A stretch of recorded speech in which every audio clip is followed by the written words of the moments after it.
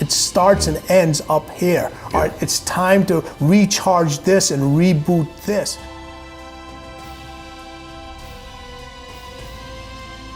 When you want to excel at something, what must you have? Did I just hear somebody say passion in the audience? You know what passion is? Passion is an emotion. It's an emotion without an action. Passion will get you nowhere. Inner drive will get you nowhere unless you act on it. You have to act on your passion. You have to act on your inner drive. Don't let those feelings stay inside of you. You got to know what to do with them. You got to know how to make them work in order to get what you want. Don't keep it inside. Decide, commit, act, succeed, repeat. The one thing that all the greats have in common is they sweat the small stuff. They pay very, very close attention to every detail. Michael used to sweat the details so much in his basketball game that carried on into his personal life. The suit had to match the car he was driving that particular day. But what those details allowed him to do was to put him in the zone to be the best basketball player on that given night. Achieving your goals and becoming successful feels overwhelming. But Tim Grover, a personal trainer turned entrepreneur, teaches you how to stop making excuses and to become successful. He says you have to act on your passion, because passion without action is failure. Pay attention to the small details and actually sweat the small stuff. Being competitive is necessary at times. You should always strive to be the best and have a winner's mindset. Find your unique talent and become the best. Focus on your goals and really find one main goal that you can focus most of your attention on. Trust your instincts and your abilities. So stop making excuses and get out there and get it done. Winning and competing matters. It matters.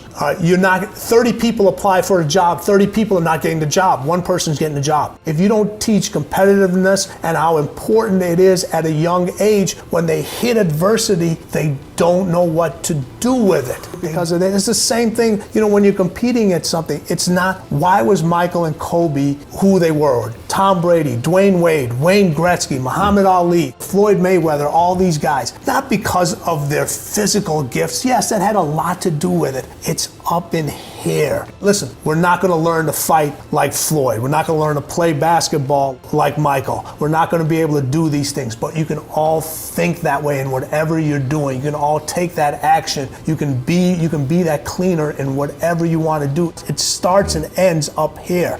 You're not in an industry to fit in. You chose an industry that has to stand out. So if you're going to stand out, don't do the same thing that everybody else is doing. Don't do the same thing that everybody else is doing. Don't fall into that trap. Everybody in there has a unique ability to do something to stand out, has a unique talent, has a unique way. But you're worried about what everybody else is going to say, what everybody else is going to think about you. When was the last time you were really you? When was the last time you were really you? Instead of being somebody else that society tells you to be. Act a certain way because you're worried about standing out.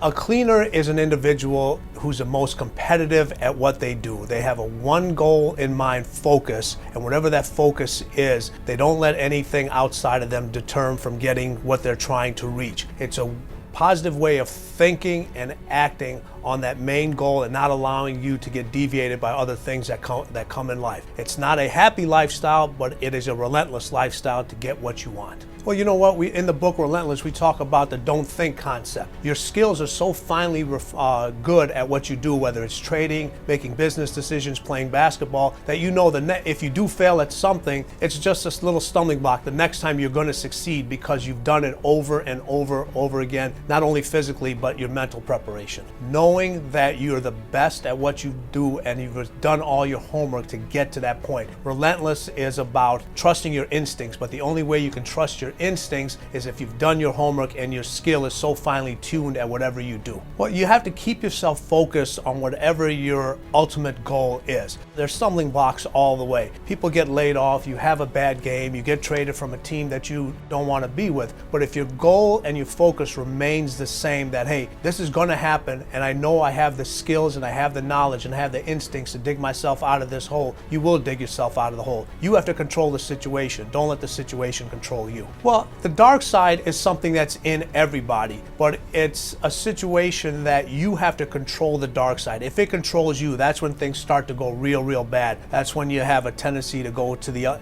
what I call the other side. But if you harness the fuel that's from that dark side, whether it's anger, whether it's fear, and turn that into positive fuel, it'll help you really succeed at whatever you're trying to do.